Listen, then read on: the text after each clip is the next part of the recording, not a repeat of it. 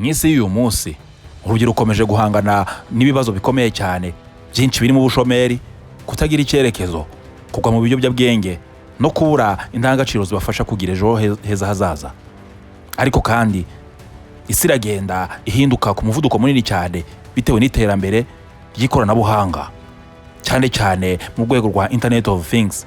Iyi ngiyi ni IoT, yifashisha ibikoresho bifatika ndetse ikabihuza ku buryo buri kimwe gihura n'ikindi, ari byo habaho remote control cyangwa se kugenzura ikintu utacyegereye, ibyo bazi mu Kinyarwanda cyane nka telekomande.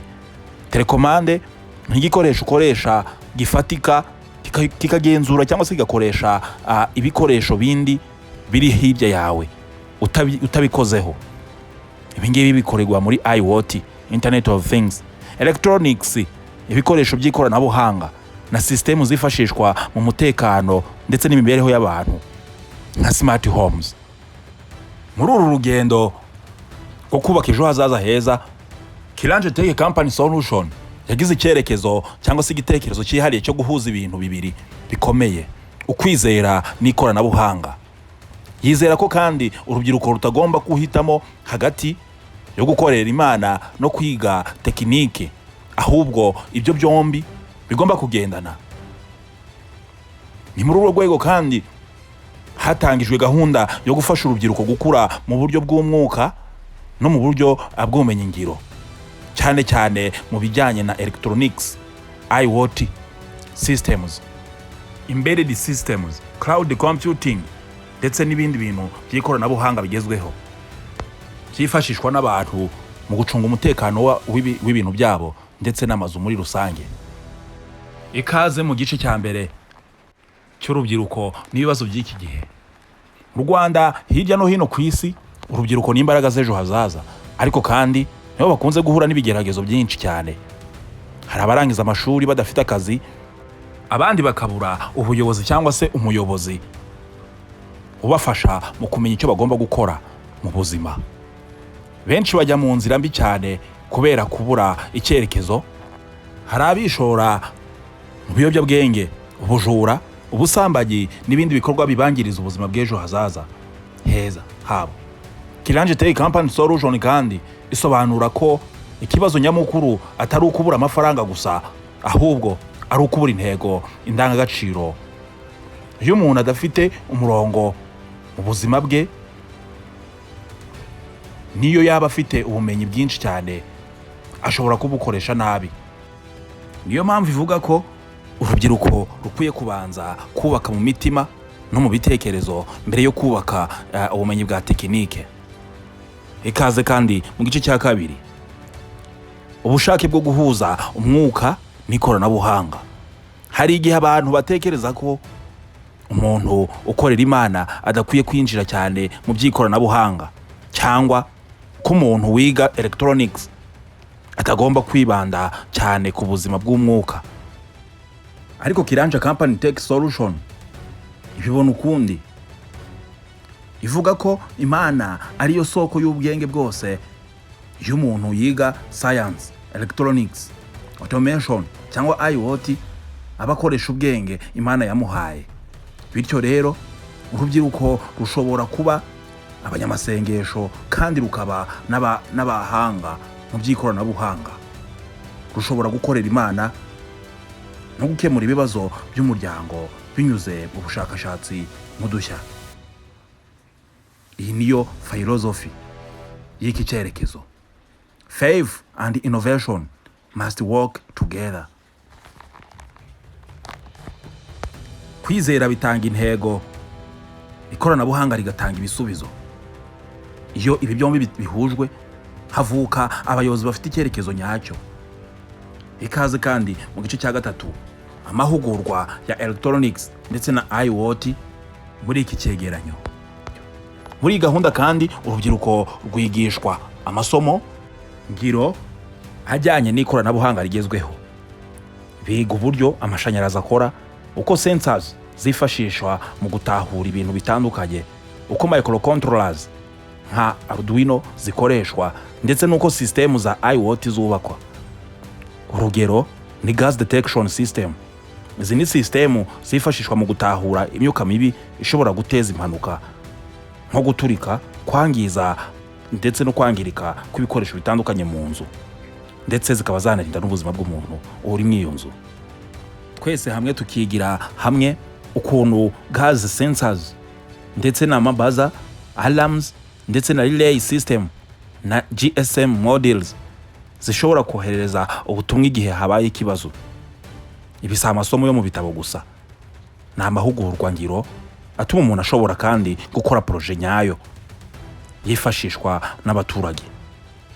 Urugero kandi umuntu ashobora gukora system yo gutahura leakage ya gaze mu rugo ndetse no mu ruganda cyangwa muri restaurant, bityo ubuzima bw'abantu bugakingirwa cyangwa se bugatabarwa. Ibi bituma urubyiruko rutabura akazi cyangwa se rudashaka akazi mu buryo bwose bubonetse, ahubwo rukaba abahanga bashobora no guhanga imirimo.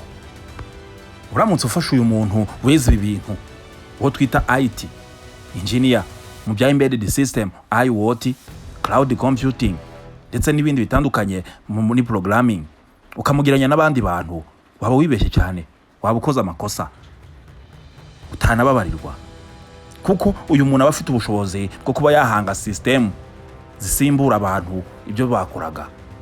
Ariko ubuyobozi bw'umwuka ni inkingi ya mbere, nk'ubwo ubumenyi bwa tekinike ari ingenzi. KIRANJATech Company Solution ishimangira ko ubuyobozi bw'umwuka aribwo bwa mbere, aribwo bw'ishingiro. Urubyiruko kandi kwigishwa gusenga, gusoma ijambo ry'Imana, gukorera mu kuri no kugira umutima wo gukorera abandi. Abayobozi nyabo ntibubakwa n'impamyabumenyi gusa, ahubwo bubakwa n'imico. Iyo umuntu azi gukora mashine ariko adafite ubunyangamugayo, ashobora guteza ibibazo byinshi cyane. Ariko iyo afite indangagaciro nziza, ubumenyi bwe buhinduka umugisha ku bandi. Niyo mpamvu muri iyi gahunda prayer session, mentorship, bible study n'ibiganiro by'ubuzima bigira umwanya wabyo, kugira ngo nabyo bize kuba byahindura ubuzima bw'uwo uri guhereza ubumenyi. Intego yacu si ukwigisha abatekinishiyani gusa cyangwa aba IT, ahubwo ni no kubaka urwego rwiza rw'abayobozi bashoboye kwanariza, bagatekereza, bakamenya aho ikibazo kiri ndetse bakanagikemura kandi bakagikora kubw'urukundo.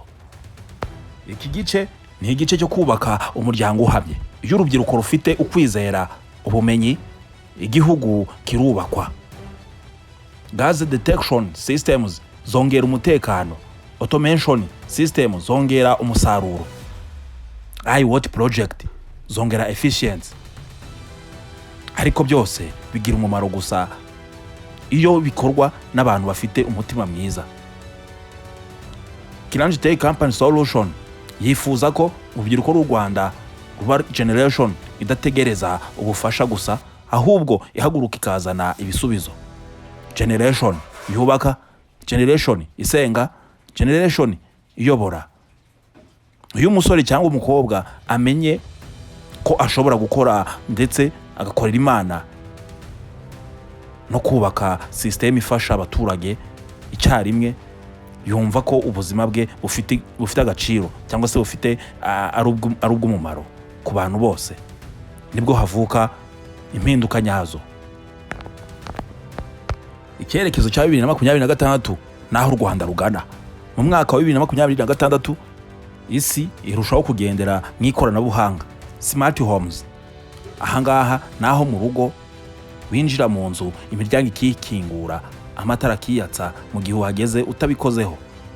No kuvuga ngo ibintu byose bikorwa mu buryo buri smart. Automation ahangaha bikorerwa mu nganda zikomeye cyane, ndetse hagakorerwamo kuba hagira ibintu byisubiramo bidasabye ko umuntu yongera kubikora. Remote monitoring, kugenzura ibintu utabyegereye. Ahangaha hazamo icyo bita cloud computing na safety systems. U Rwanda narwo rufite icyerekezo cyo kubaka igihugu gishingiye ku bumenyi n'ikoranabuhanga, ariko kugira ngo ibyo byose bigerweho hakenewe urubyiruko rufite discipline, vision ndetse n'ubushobozi bwo guhanga ibisubizo. KIRANJATech Company Solution ibona ko church idakwiye kuba ahantu ho gusengera gusa, ahubwo igomba kubaka ndetse ikaba center yo kubaka future leaders, aho urubyiruko rwiga kwizera, aho rwiga nanone gukoresha tekinoloji, aho rwiga kuyobora. Iryo ni ryo torero rihindura igihugu. Dusoza, KIRANJATech Company Solution si inyigisho gusa, ahubwo n'umuhamagaro. Nuguhamagarira urubyiruko mu kuva mu buzima bwo gutekereza gusa, ahubwo rukajya mu kubaka, rugashaka ibisubizo.